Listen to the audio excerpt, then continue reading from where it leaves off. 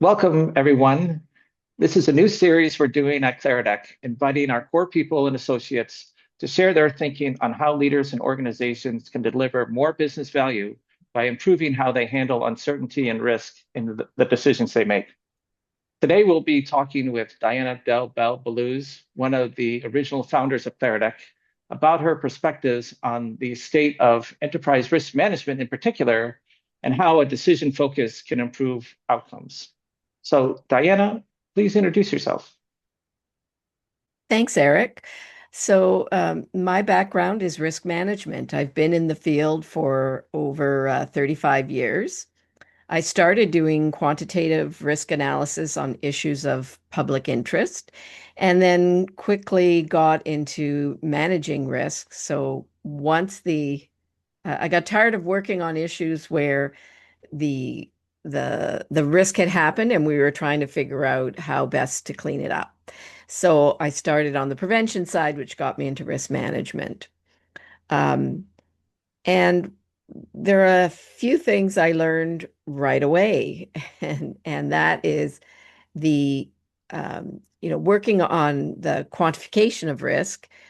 It can be complicated using models and statistics, but it's much easier than the management of risk because the management of risk is all about culture.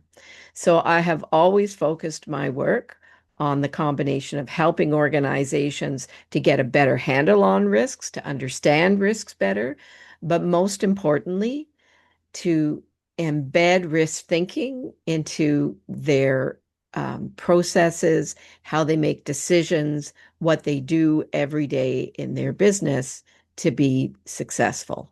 Thank you. Now, your background, your education is actually in engineering, correct? Yes, so I have a bachelor's and master's degree in systems design engineering. Um, so systems engineering at the University of Waterloo, where I studied, really focused on systems thinking. And core to that is really a methodology for problem solving and decision making that parallels what we see in the field of decision quality.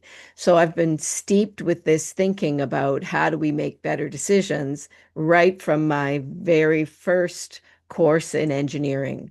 So in my master's degree, I actually had three supervisors. So one who was steeped in systems thinking, one in engineering and signal processing, and one in cognitive psychology in the Department of Psychology.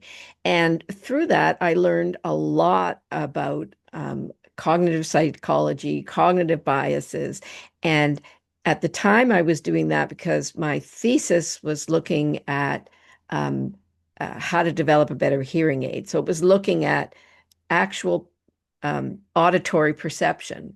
But I used what I learned so much in the field of risk management because how we perceive risks makes a huge difference in how we approach them, how we manage them, how we ignore them and don't manage them at our peril.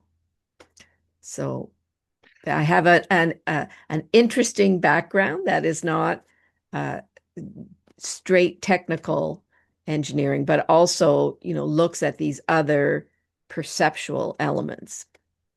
I would argue that is the ideal background. Systems thinking is important because all risks are correlated, even though modern practice separates them. The signals is very important because that's how we monitor the environment, both externally and inside the organization. And then psychology, like you mentioned, organizations are just a collection of people at the end of the day, and people respond to numbers in different ways. They respond to narratives in different ways. So having all three of those aspects, I think, is a very strong background for risk management. And it's one that you actually don't see very often. So very interesting lens. Um, Now getting into risk management, this is a personal question. What is your understanding about where enterprise risk management came from? What is the history? When did organizations start paying attention, and what were the first steps that they what were the problems they were trying to solve? So that's, I can't pinpoint an exact date, but there really became much more interest in the late 90s. And in fact, in the late 90s, even the term enterprise risk management hadn't been settled on. Some people called it integrated risk management. Um, uh, it, some people called it strategic risk management. Some people called it enterprise-wide risk management. So it was called many different things.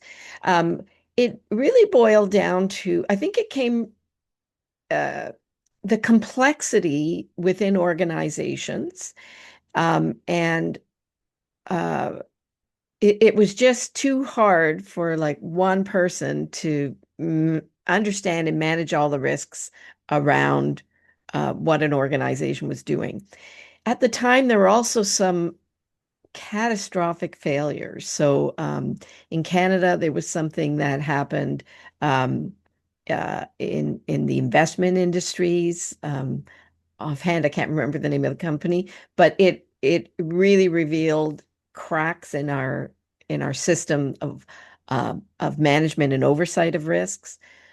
Enron was a huge shock. So we were, the field was just getting going.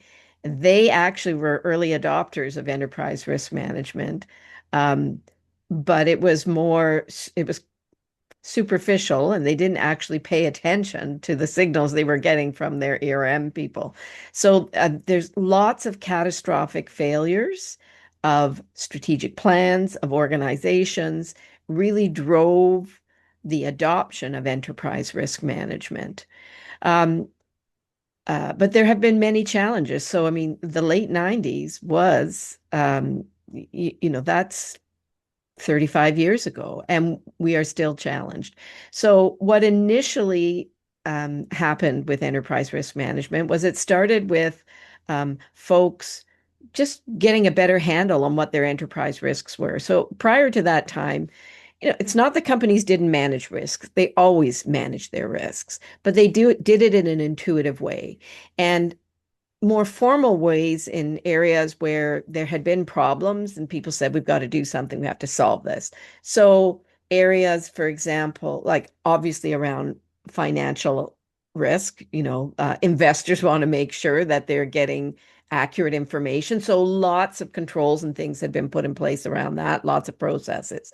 Safety, health and safety, there are a lot of formal things there.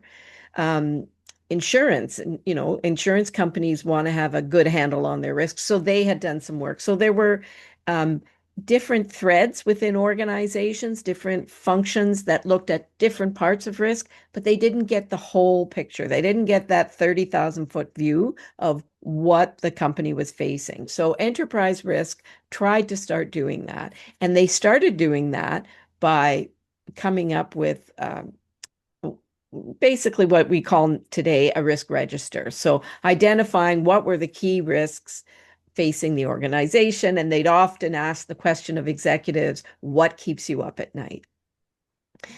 Problem with doing that is what we talked about earlier, perception. So that just lays you open to all the cognitive biases there are, right? So if you ask somebody what keeps you up at night, they're going to tell you um, what bothers them more because of their particular background and experience, what happened most recently.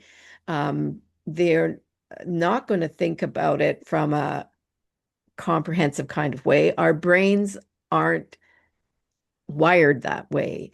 Um, so um, so what happened is people in organization came up with these wonderful lists. Initially, that was great. It gave organizations some visibility into their risks, but then it didn't really go anywhere because they didn't know how to bring it into decision making. And 35 years later, we are still struggling with that challenge. So one of the things that we do at Claridac, we've brought together people from a risk management background, from a decision making background, from a project management background, different backgrounds. All of us are dealing with helping organizations make better decisions under conditions of uncertainty and risk. So we are really kind of the next step in enterprise risk management, which is not just identifying your risks, but figuring out how to bring a solid risk lens to decision making. So that is, you know, uh, another part of what I've done my entire career, right, is how to help organizations get a solid risk lens. So part of that is technical, how do you better quantify risks? How do you make sure you're seeing all the risks? And part of that is the human side, right? How do we align better? How do we get the right people at the table? How do we ask the right questions? So these are all cultural things. How do we make sure that um, um, important voices aren't ignored, right? And so all those cultural things are as important as how we do a better job of assessing risks and quantifying risks. So you need both of those kinds of skills and approaches if, as an organization, you truly want to make better risk-informed decisions. So it's not just about putting the right information in front of people. And that's what we thought in the early days of ERM, that once executives have this list of risks and understanding of those risks, they will just automatically bring that into their decision making. Well, they don't.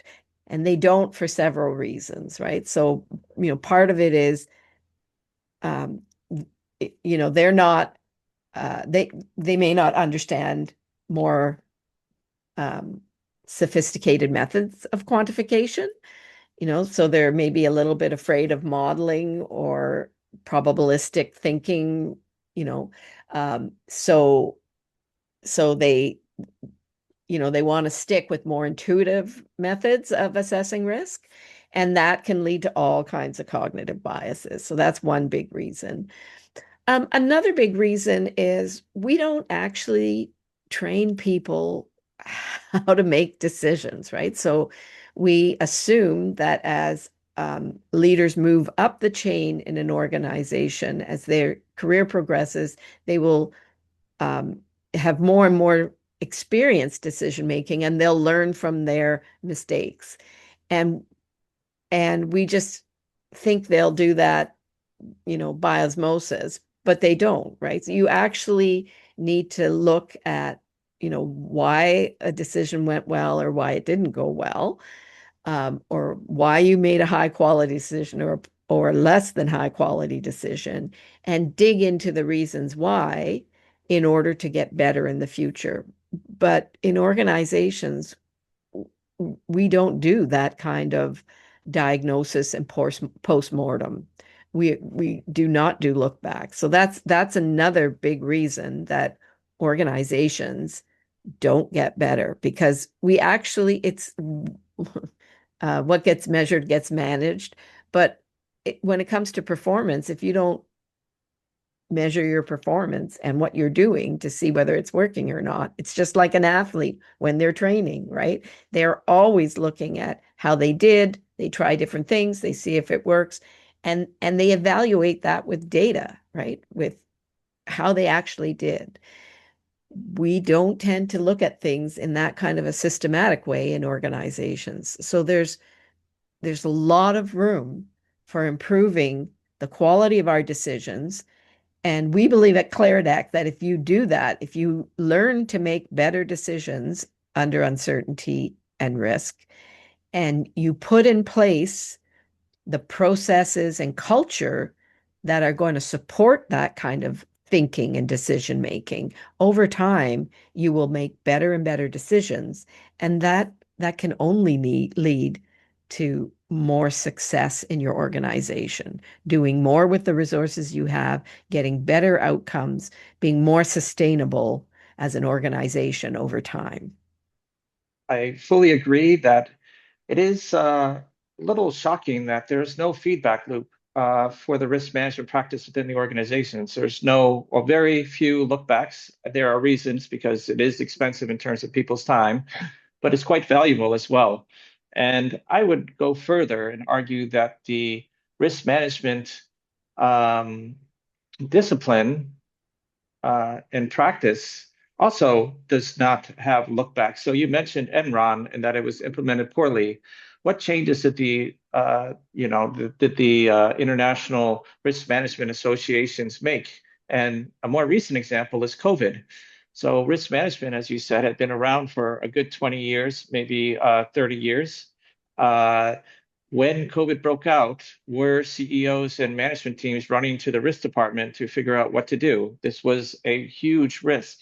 I think the answer is very few went to the risk management departments first. And that's a failure of enterprise risk management. They were not seen as adding value in a crisis, which should be their job to prevent such situations. But what is the organization? What have the risk management discipline? What have they changed, or what have they reflected on why that was? We're now 5 years away from COVID, but I haven't seen a lot of change in the international standards regarding that. So I would agree with you. I haven't seen changes in the standards. I would disagree with you that companies didn't necessarily go to their risk departments. I know the folks I was working with, and I'm also part of a larger network of enterprise risk management professionals. And we pivoted early in COVID so that we could have meetings virtually, and people were completely focused on COVID, and like that's what the risk management departments were working on. So and we really saw that, like, and helping the best ones were helping their organizations think through the issues. Um, I think, and the best ones had thought about pandemic. I mean, the threat of a pandemic had been on. So the Davos folks, they put out a risk report every year of the top risks that they're seeing, global risks. Pandemic had been on that list for a decade. So, and when the pandemic happened, so many people said, wow, we couldn't see it coming. Well, I lived in Toronto when we had the SARS um, outbreak, right? So it was a mini version of COVID, right? Like in terms of the reaction and the things that were put in place to try to control spread, right? So yeah, we knew about that. And we'd had bird flu and H1N1. Like there were lots of warning signs, right? It's a typical thing that so um, risk management professionals are human beings, just like executives are human beings. And we have these cognitive biases, right? So certain risks don't come around as often. So safety risks happen every day. Financial risks, fraud, things like that, they're all the time, right? So we're very vigilant towards those things. Other things may have a much longer cycle. So when COVID happened, there weren't many people around that were alive during the Spanish flu in 1919, right? So they'd forgotten that. So we do um, we need to be better at, and this is part of understanding risks, right? So not getting caught in the cognitive biases of recency, thinking only about things we've seen recently, believing only those things can happen, saying it's never happened before, it couldn't happen, right? So all of those cognitive biases that we have that are built into, the way we evolved when we were on the savannah, and help protect us in certain situations, but not in the complex modern world we have. So it really speaks to the need for, um, taking a more systematic approach and learning how to debias how we assess risks. Thank you. I would argue that you said the key word organizations that I work with. Well, those you've improved their risk management departments, so of course they're running to them. Uh, Yeah. well, I want to go. You said that risk management is a contact sport. Why do some risk departments fear contact? Risk management in like unless you have a chief risk officer who's at the executive table, in most organizations risk management folks aren't that high in the organization, right? So they're afraid of a few things. So they're afraid um, they're going to look like they don't understand the business, right? So that's one thing they're afraid of. Um, they're afraid that um, uh, people are going to see what they do and what they have to offer and say that's not really going to help us, right? So they're afraid of being viewed as uh, useless, less than helpful, right? Um, uh, they are afraid that um, if they um, if they find areas that expose areas where people are not doing a good job of managing risks, maybe um, taking more risk than they should or less risk than they should, that those powerful people, those decision makers, that they're exposing the weaknesses in their decision making, that will affect them in their job or they might lose their job, right? So they've got some pretty legit fears. I don't know if it's just the risk department, but anyway, again, that's a human thing, right? So um, if you're assessing risks and you can sit in at your desk and gather information and build models and things like that, but getting people to use the outcomes means you need to actually interact with them. You need to understand what they're worried about. You need to be able to show them, to push back, to ask questions that maybe they can't answer, that show that there are some holes or gaps in their thinking about certain risks. So um, it is very much a contact sport in that you're always trying to find where there's misalignments between people and get alignment and find where there are gaps in their understanding of risk or in their um, readiness to handle risks, because that's another um, cognitive bias that we have in organizations, is that we think um, we can, even if a risk comes about that we haven't thought of, we can handle it, right? But do we actually test our systems to handle risk? Do we run tabletop exercises? Tabletop exercises, when I do them in organizations, it's amazing what they reveal about you know, uh, how what people would do in a high risk situation, that people on their team, that decision makers are very often very surprised at what people would do, right? And where the gaps are. So it is all about, you know, uh, risk management is really about preparing people to handle risks, right? So, and to be more proactive on risk, right? Not just to sit and wait and assume you're going to be ready to handle it. Um, so I'll just give an example. Earlier in my career, I did a lot of work with government organizations, and they would write down what they would do to mitigate a risk if it happened. And I see this also in non-government organizations, but they would never actually put in place the capabilities to deliver on that plan, right? So that's a pretty useless plan because, if you write down everything you're going to do in a pandemic, but you don't have anything in place, you don't have the stockpiles of um, materials you need, of masks or whatever else, you haven't thought through, your policies on work from home, you haven't got a supply chain in place, all of those kinds of, like, if you haven't actually um, uh, put in place what you need to execute on those mitigations are pretty much useless, right? Or even thought about what are the key mitigations you need, right? Just assume we'll be able to handle it because we've always handled things in the past, right? And that's another big mistake people make.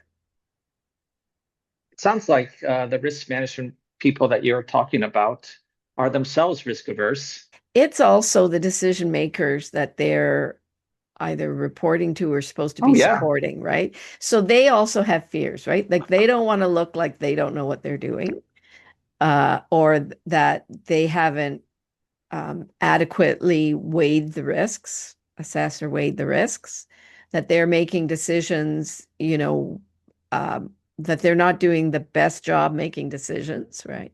So, I mean, nobody, it's kind of like showing your dirty laundry in public, right? So a big challenge for risk management folks is to reposition that, right? To reposition it that what we aren't here to audit you to get you. It's not a gotcha thing. We're actually here, right, to change the conversation so that we can actually openly talk about the risks, get a better handle on them, and be confident we're managing them better, right?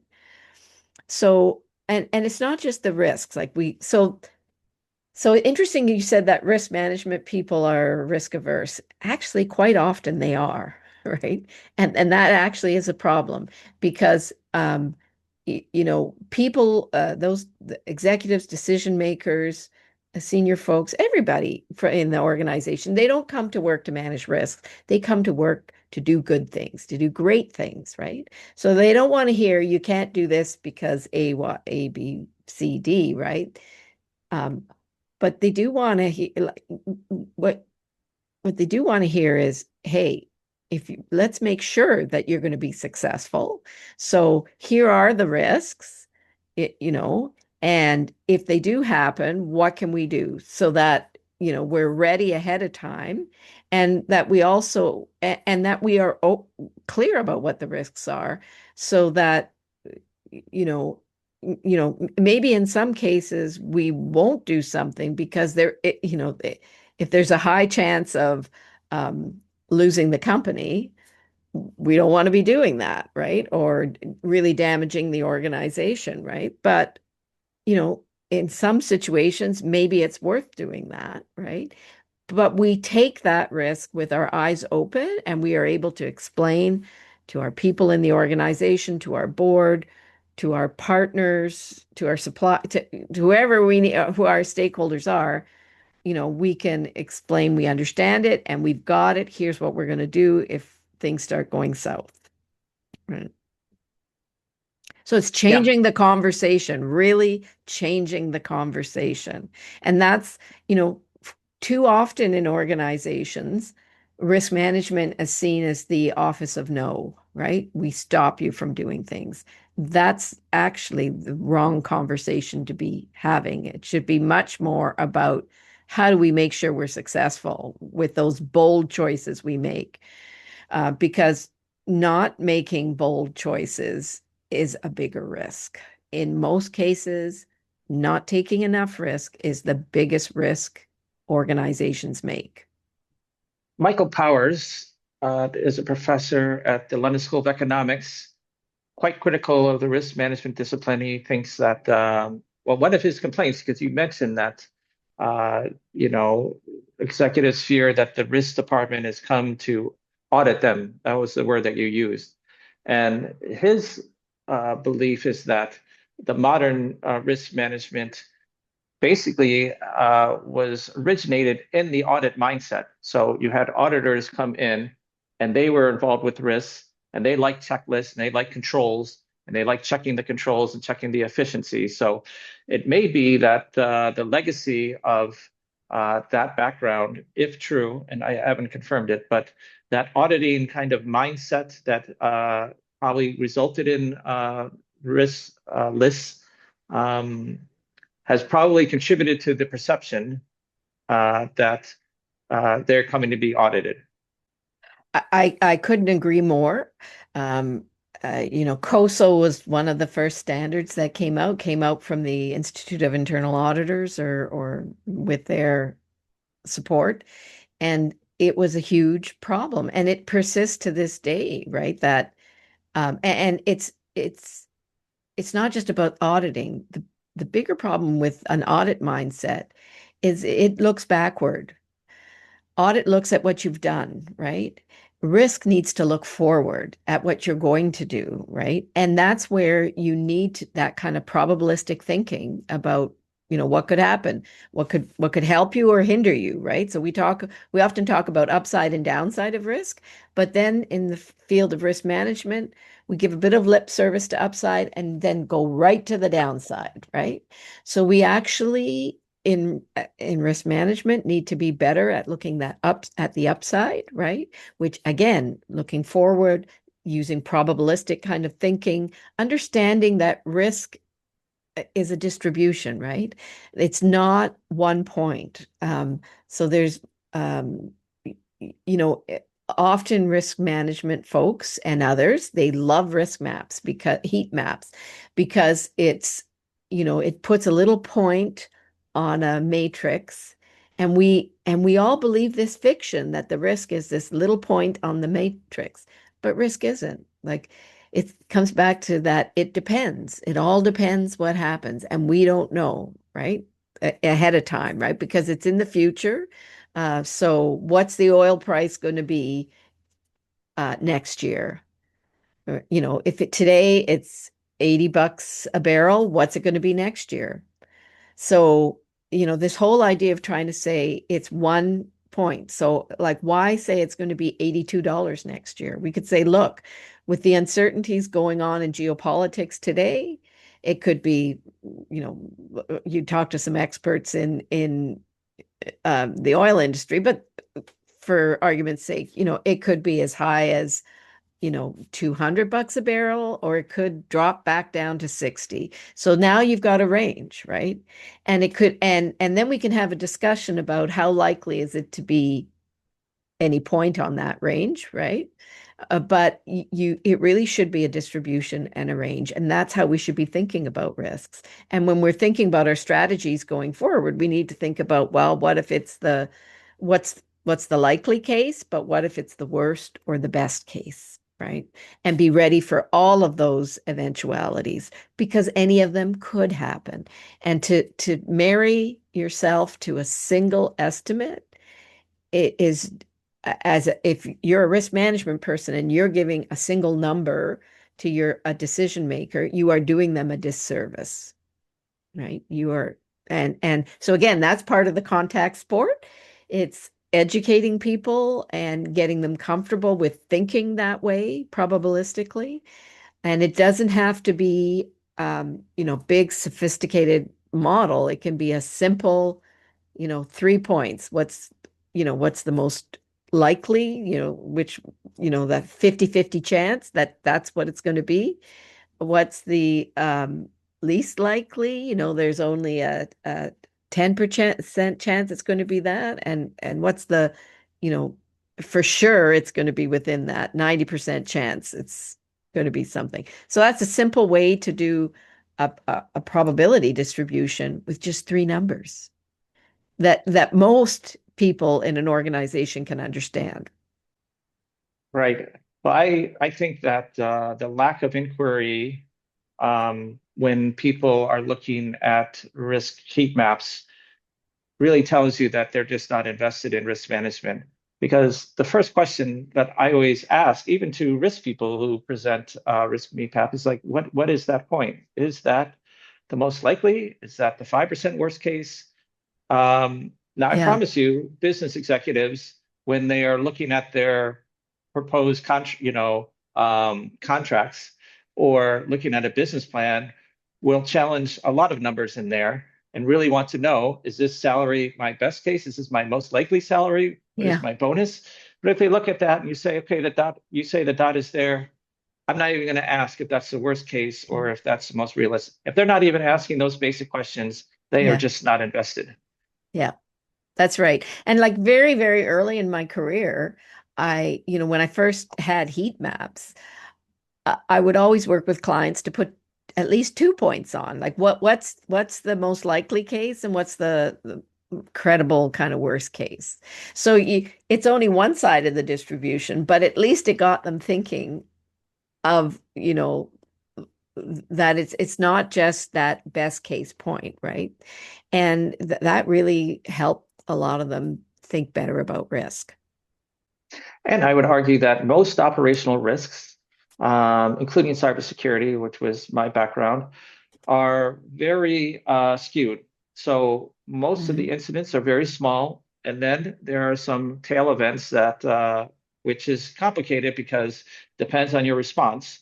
But uh, almost all the operational risks are heavily skewed, and when you put a dot there, you hide that, and I think that's very dangerous. If you're trying to help Yeah, leaders, because I think most people will assume a normal distribution. And yeah, I don't want to get into the technicals, but it's a yeah, big, there's a yeah. big difference between a heavily skewed log normal and a normal distribution. And if you don't know the difference and you don't know the consequences of those two distributions, well, you're going to make very poor decisions Yeah, at the that's end. right. And we see like so the insurance industry, they like to look at the worst case, right? So that's another thing. Like so sometimes people come who come from an insurance background in risk management, they just like to look at the worst case, right? So they'll pick the worst case every time and say we should focus on this. But you actually need to think about your typical case that happens and the worst case. So the worst case tells you about the tail, those things that could happen. Usually they're high consequence, but very low probability, but they can happen. So you should be aware of them and be prepared for those things too. But you can't ignore the typical case ones, right? Because those things happen all the time and they can bleed you to death, right? So you actually need to be thinking of both of those kinds of things when you're running an organization. Let's move to the concept of risk appetite, which can be controversial. Some people see value in risk appetite and risk appetite statements, others do not. In your opinion, does defining risk appetite change decisions at the operational level? And if so, how does it do it?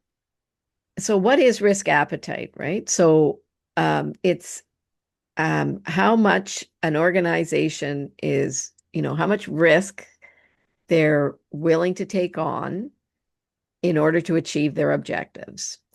And um, and and so strategically, right? If we don't talk about this, how much we're willing to take, um, it's hard for, so when you're making those high stakes decisions in an organization, um, you have to feel comfortable taking those risks and you have to be able to talk about them. So I'll just tell you a little story.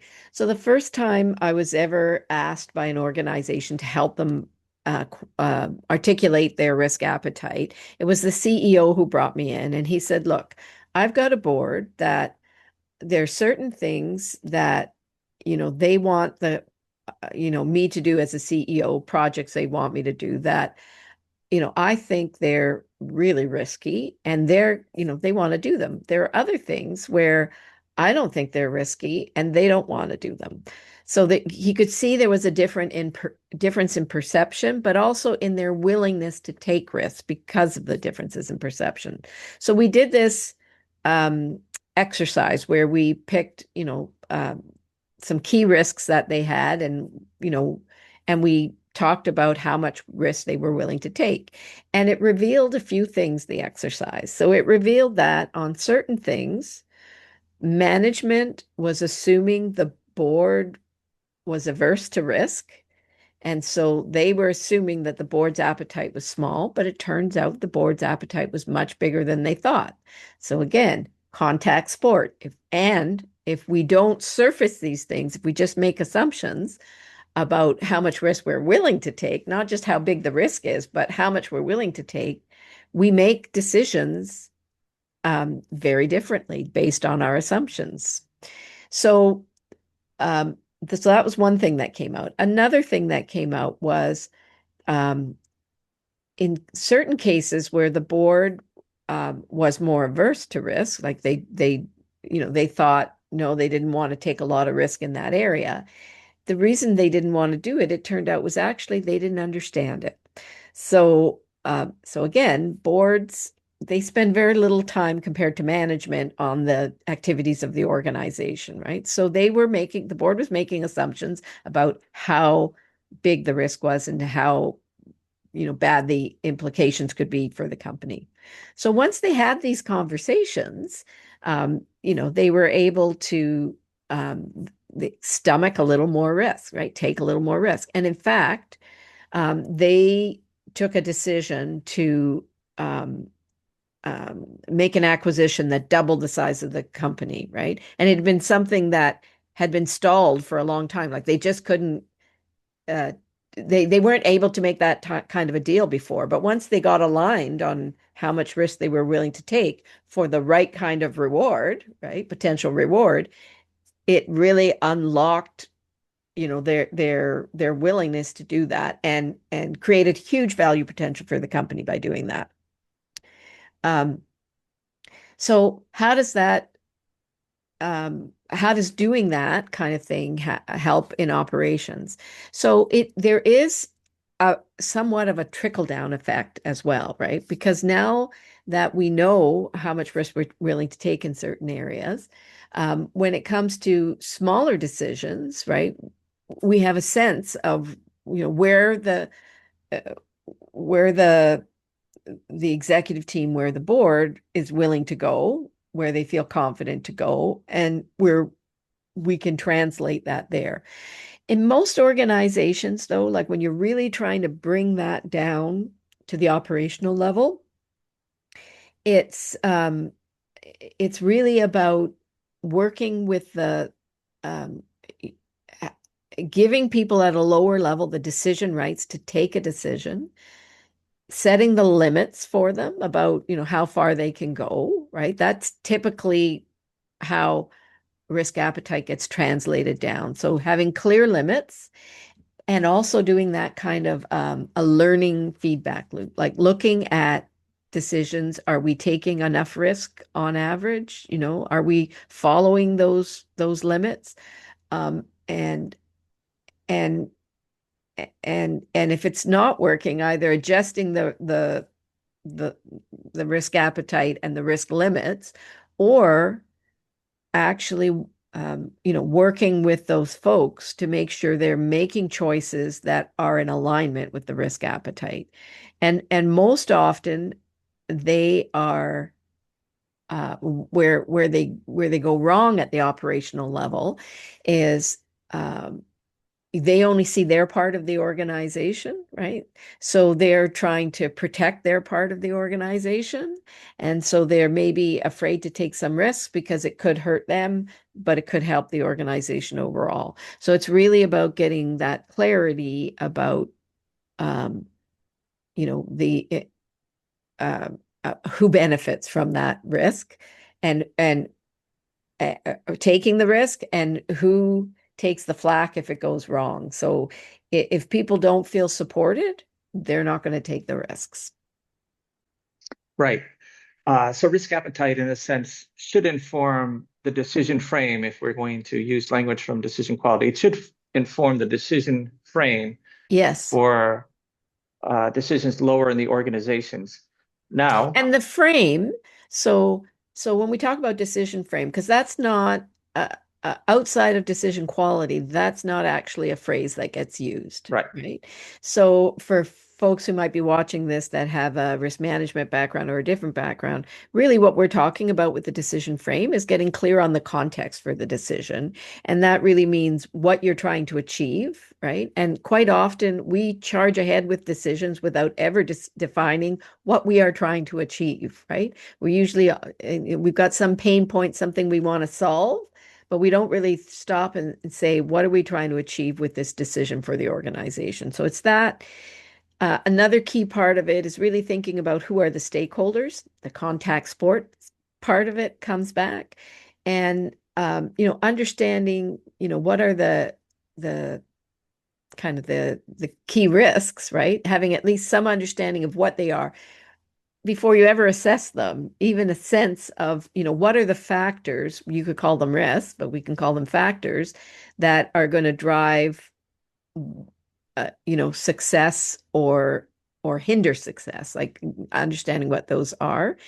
And then and the other key thing that's connected to the value you want to get out of the decision is what are the criteria? Like, how are you going to make this? How are you going to know you've made a good decision, right?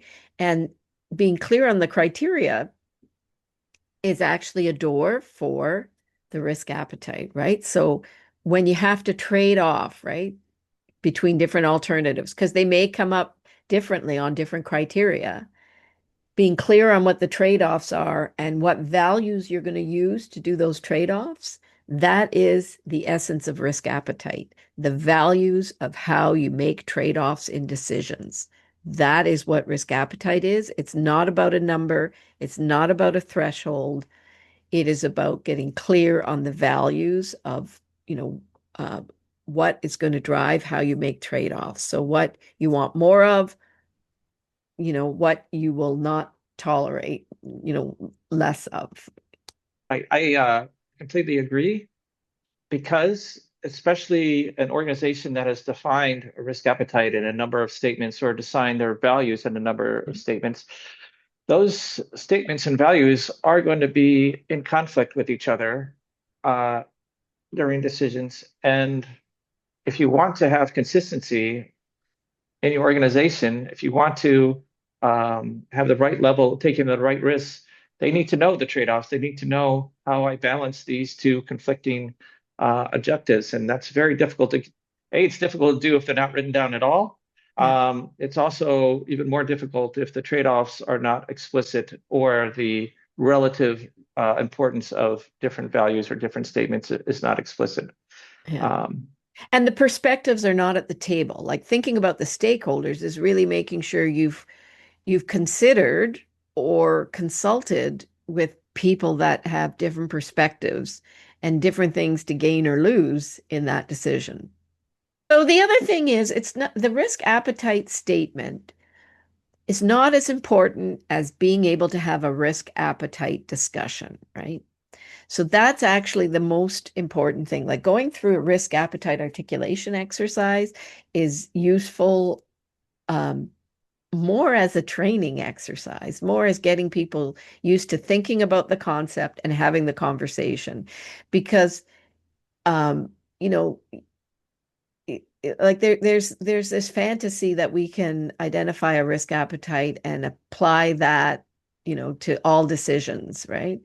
And in fact, when the concept first came out, that it was and it was more in the financial sector where they would define the risk appetite in terms of the total amount of risk that the organization could take. Well, you can't take that number for the whole organization and apply it to every decision in the organization, right? So it's much more about having the conversation about what's at risk, what are the values, what are the trade-offs, how does that align with our values as an organization? How does that align with what we're trying to do with our strategic plan? Um, like that's the important part of risk appetite is learning how to have the conversation. And the same thing with decision quality. The importance is really learning how to apply that kind of disciplined thinking when you're making a decision. Great. Let's move on to culture. I'm going to ask you to respond to, speaking of controversial, a quote from Alex Sidorenko. The quote is, the only person in the company who thinks strong risk. Let me start over. Sure. So thank you. I'd like to move on to culture, and I'd like to start with a statement from Alex Sidorenko. He wrote that the only person in the company who thinks strong risk culture is a positive thing is the risk manager. The rest of the organization sees risk management as a direct threat to their personal interests, to their income, and to their position in the corporate world. What would you agree with in that statement, and what would you challenge? Some of that might be coming from Alex's background. I think Alex comes more from the financial sector. So interestingly, so the way ERM has evolved in the financial sector versus other sectors is different. And there's a great report by, I think it's Financial Executives International that commissioned a report on that. Um, so, uh, it, so in the financial sector, the risk department is actually set up to say no to deals, right? So if you're set up that way, of course you're going to think, the risk department is just getting in the way, right? Because they're saying no to you. That's their job, is to say yay, yay or nay, right? And they say no a lot. In other sectors, risk management um, um, was brought in more in a strategic way.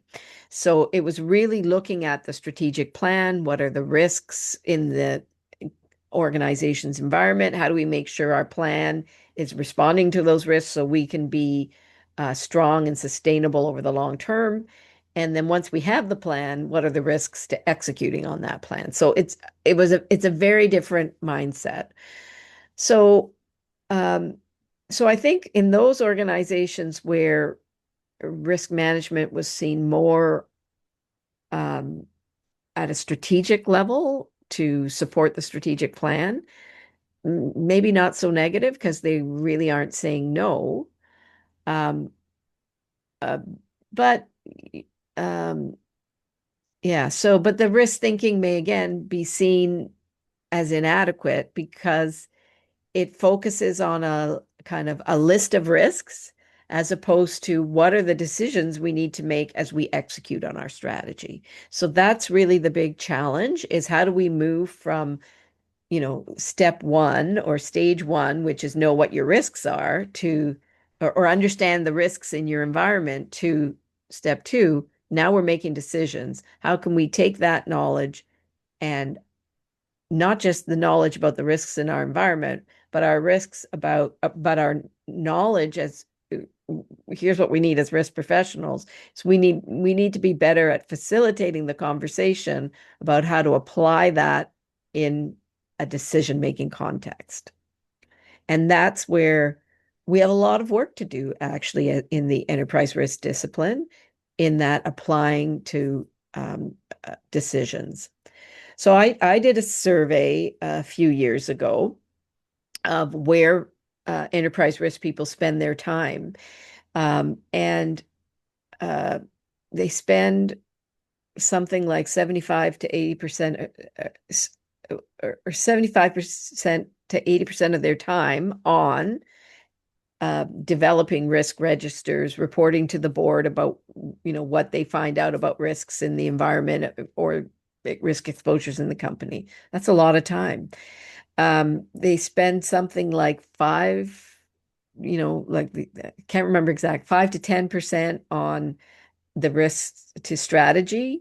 And in some organizations, they spend some time, again, like maybe 5 to 10% on looking at the risks of strategic decisions, like strategic investments, like big decisions, mergers and acquisitions, whether you're going to have special initiatives that you're working on, the big investments you're making as an organization. So that's not much time on decision making. A lot of it is on, this getting transparency on what's in the environment. We need to flip that. We need to absolutely flip that, right? And that means changing how we think about things as enterprise risk management professionals, and how we interact, that contact sport, how we interact with the business.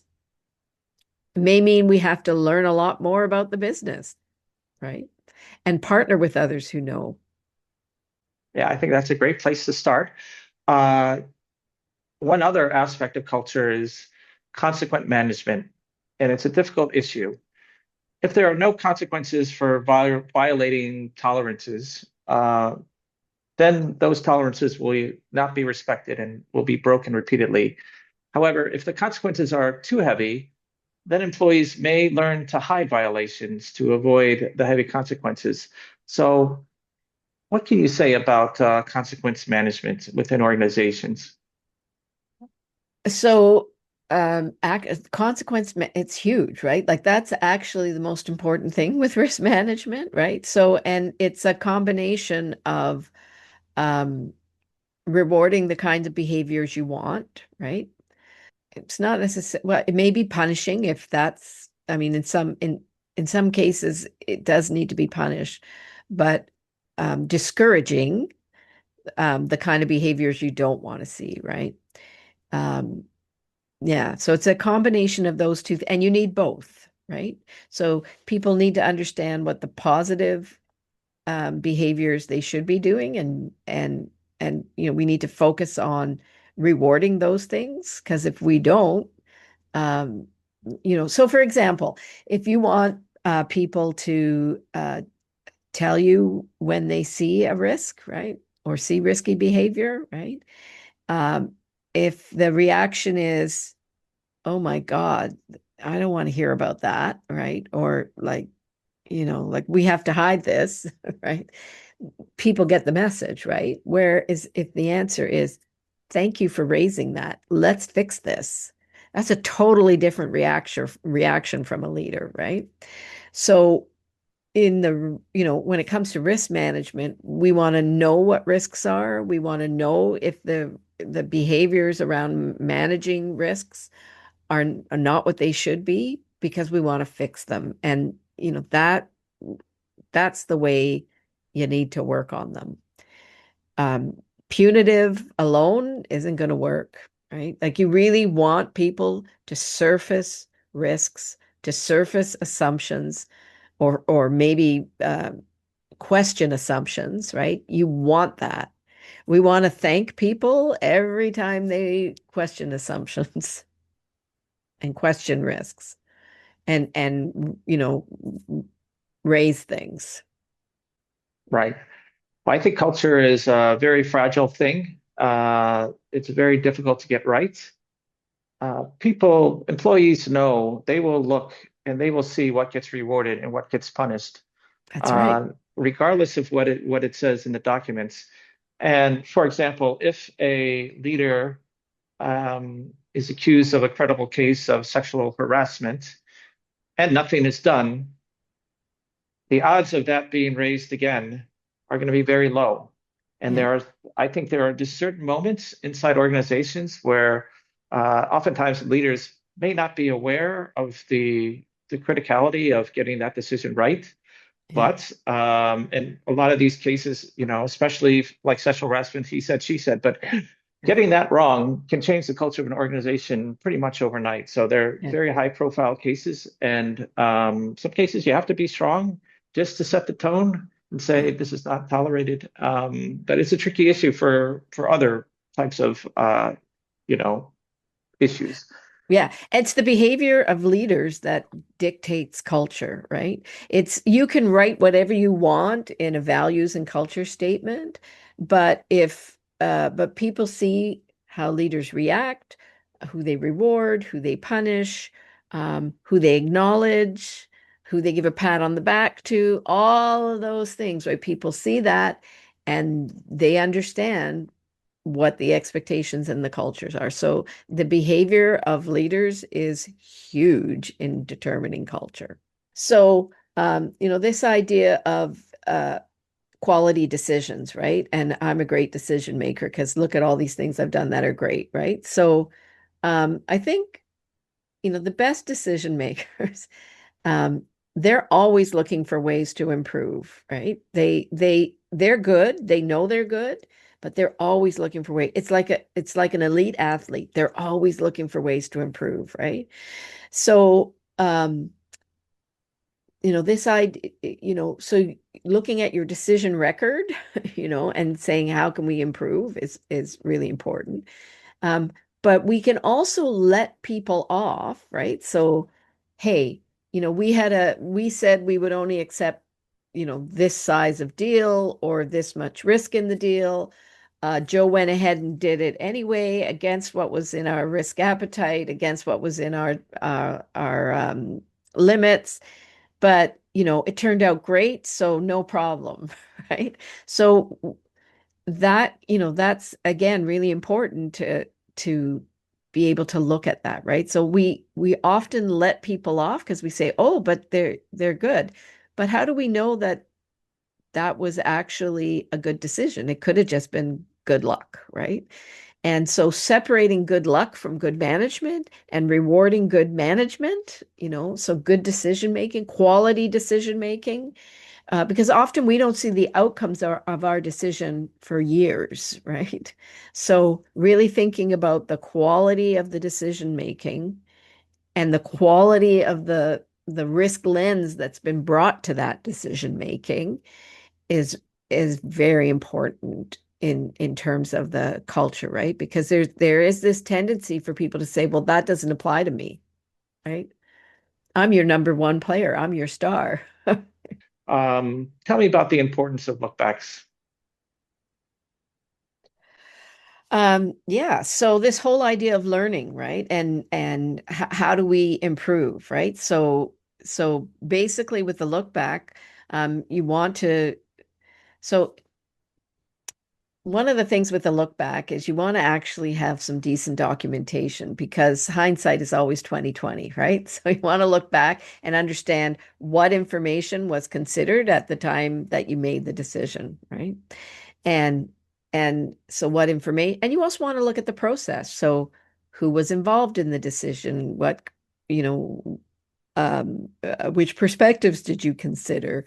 How did you approach it? How did you assess the likelihood of the value you were going to deliver and the risk to that value. You want to be looking at all of those things and understand the myriad of decisions that small decisions that were made to come up to your final choice, right? So you want to be able to look back at those things. Um, and it doesn't hurt if you actually have the outcome to see, how those, if you can, interpret, how those choices you made, whether, connected to the outcome, right?